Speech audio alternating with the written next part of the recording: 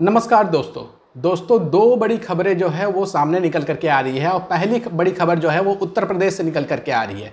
उत्तर प्रदेश में कुछ कट्टर सोच वाले मुस्लिम नेताओं ने एक दलित व्यक्ति के साथ बहुत ही गलत व्यवहार किया है और ये गलत व्यवहार ये है कि एक मस्जिद के सामने से दलित की बारात निकल रही थी जिसे कुछ कट्टर सोच वाले कुछ मुस्लिम नेताओं ने उसके बारात को निकलने नहीं दिया। और दूसरी बड़ी खबर जो है वो दिल्ली से निकल करके सामने आ रही है जहां पर एक मौलाना ने एक छोटी बच्ची के साथ बलात्कार किया है। तो इन दोनों खबरों के बारे में हम अपनी इस वीडियो में बात करेंगे, तो आपसे गुजारिश है कि आप इस वीडियो को आखिरी तक जरूर देखिएगा। दोस्तों, वरिष्ठ पत्रकार रवीश कुमार कहा करते थे कि आप किसी के फैन मत बनिए, यानी कि आप किसी के भक्त नहीं बना करिए बल्कि आप एक नागरिक बनिए। नागरिक बनने से आपको ये फ़ायदा होगा कि आप गलत को गलत कह सकेंगे और सही को सही कह सकेंगे। साथियों, ये जो दो खबरें आ रही है ये अपने आप में सिहरन पैदा करने वाली है कि कुछ ऐसे लोग अभी भी समाज में मौजूद हैं जो इस तरह की घटना को अंजाम दे रहे हैं। साथियों, हम पहले बात कर लेते हैं उत्तर प्रदेश की खबर के ऊपर, जहां पर ऑल इंडिया मजलिस इत्तेहादुल मुस्लिमीन के एक नेता जिसका नाम नाजिम अली बताया जा रहा है, आप स्क्रीन पर इसकी फ़ोटो देख रहे होंगे, ये व्यक्ति जो है वो दलितों के साथ एक गलत दुर्व्यवहार किया है।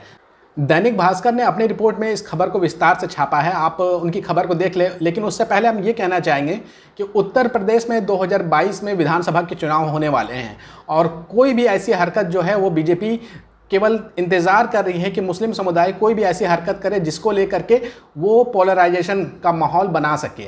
और ये खबर जो आ रही है इसी को लेकर के अब उत्तर प्रदेश में राजनीति भी शुरू हो गई है और कहीं ना कहीं 2022 के लिए ज़मीन तैयार की जा रही है। साथियों, आप दैनिक भास्कर की इस रिपोर्ट पर नज़र डालें।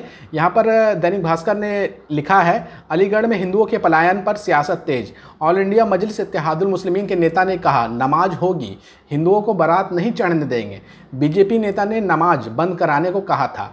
इस रिपोर्ट में आगे क्या लिखा है वो हम आपको बताएंगे, लेकिन उससे पहले यहाँ पर ऑल इंडिया मजलिस इत्तेहादुल मुस्लिमीन के अध्यक्ष असदुद्दीन ओवैसी को अपना पार्टी का स्टैंड क्लियर करना चाहिए। जो यहाँ पर बात नाजिम अली ने कहा है कि हम हिंदुओं को बारात नहीं निकालने देंगे, ये इनकी अपनी व्यक्तिगत विचार है या फिर पूरी की पूरी पार्टी की विचारधारा है, ये क्लियर करना चाहिए था असदुद्दीन ओवैसी को सामने आकर के। आगे देखिए इस रिपोर्ट में क्या लिखा है। इस रिपोर्ट में आगे लिखा है, नूरपुर में 26 मई को एक दलित घर में दो बेटियों की एक साथ बारात जा रही थी। आरोप है कि बारात लाते वक्त बीच में मस्जिद पड़ी। वहां मुस्लिम समुदाय से जुड़े कुछ लोगों ने बारातियों के साथ मारपीट शुरू कर दिया। बारातियों से कहा कि अगर बारात ले जाना है तो मस्जिद से पैदल ही जाना होगा। इस पर बारात वापस लौट गई। घटने के बाद नूरपुर में रहने वाले 150 हिंदू परिवारों ने अपने घर बेचकर पलायन का ऐलान कर दिया है। इन लोगों ने अपने घर के बाहर मकान बिकाऊ है का बोर्ड लगा दिया है। इसकी फ़ोटो वायरल हुई तो गांव में पुलिस और बीजेपी सांसदों का जमावड़ा लग गया है, यानी कि राजनीति शुरू हो गई है। एक मुस्लिम नेता की गलत हरकत के वजह से पूरी की पूरी उत्तर प्रदेश में पोलराइजेशन की ज़मीन तैयार करना शुरुआत कर दिया गया है और ये हरकत की जितनी निंदा की जाए उतनी कम है, क्योंकि ये अब तक आरोप जो है वो मनुवादियों के ऊपर लगता था कि वो दलित या जो निचले तबके के लोग हैं उनके साथ दुर्व्यवहार करते हैं। लेकिन इस नेता ने तमाम मुस्लिम समुदाय का सर जो है वो झुका दिया है अपनी इस हरकत के बाद। इसलिए अब ऑल इंडिया मजलिस इत्तेहादुल मुस्लिमीन के अध्यक्ष असदुद्दीन ओवैसी को सामने आकर के इस पर सफाई देनी चाहिए, क्योंकि इसको लेकर के अब राजनीति शुरू हो गई है। अब देखिए इस घटना के ऊपर उत्तर प्रदेश में बीजेपी ने क्या कहा है वो आप सोच भी नहीं सकते हैं। बीजेपी नेता ने क्या कहा है, पूर्व मेयर ने कहा बारात रोकी तो नमाज बंद करवा देंगे। अब आप सोच रहे हैं कि आपने बारात रुकवाया है और इसका जो अगर खामियाजा है वो तमाम मुसलमानों को भुगतना पड़ेगा कि वहाँ पर नमाज बंद कराने की नौबत जैसी बात आने लगी है।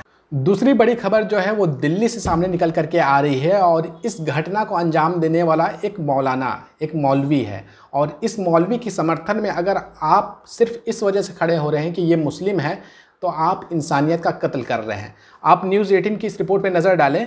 इस रिपोर्ट में लिखा गया है, नाबालिग से रेप करने के आरोप में मौलवी गिरफ्तार, कोर्ट ने 14 दिन की न्यायिक हिरासत में भेजा है। साथियों, ये घटना सोचने से ही सिहरन पैदा करता है कि एक मौलाना, एक मौलवी जो है एक छोटी बच्ची के साथ बलात्कार करने के बारे में सोच भी कैसे सकता है। लेकिन समाज में ऐसे लोग हैं जो मौलवी का चोला ओढ़ लेते हैं, कभी अच्छे अपने आप को राजनेता का चोला ओढ़ लेते हैं और उसकी आड़ में वो गलत काम को अंजाम देते हैं। और इस घटना के बाद तमाम मुस्लिम समुदाय के ऊपर छीटाकशी की जाएगी। कुछ कट्टरवादियों के द्वारा, नफरत फैलाने वालों के द्वारा छीटाकशी की जाएगी और उसे बर्दाश्त करना पड़ेगा।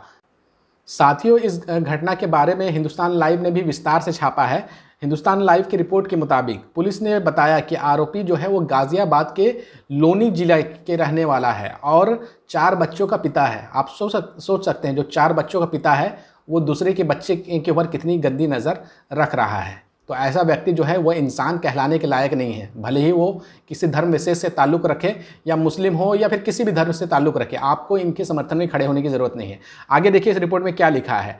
यह घटना रविवार के शाम को घटित हुई है। लड़की ने घर लौटकर अपने माता पिता को अपनी आप बीती बताई। लड़की के माता पिता ने पुलिस में शिकायत दर्ज कराई है। उनकी बेटी पानी लेने मस्जिद में गई थी, जहाँ मौलवी ने कथित रूप से उसके साथ दुष्कर्म किया है, ऐसा भी ये आरोप है। उसके बाद देखिए, जब ये घटना की खबर जो है वो बड़े पैमाने पर फैली, उसके बाद क्या हुआ, लोग जो थे वो उस मस्जिद के सामने इकट्ठा होने लगे, जिसके बाद पुलिस ने वहाँ पर भारी तादाद में सुरक्षा बल तैनात कर दिए हैं। ये सुरक्षा बल तैनात क्यों करने पड़ा?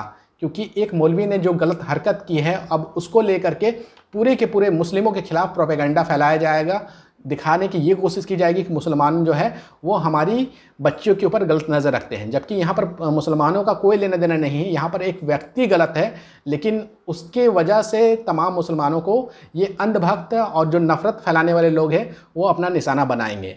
तो आपका इन दोनों घटने के ऊपर क्या कहना, हमें कमेंट करके ज़रूर बताइएगा।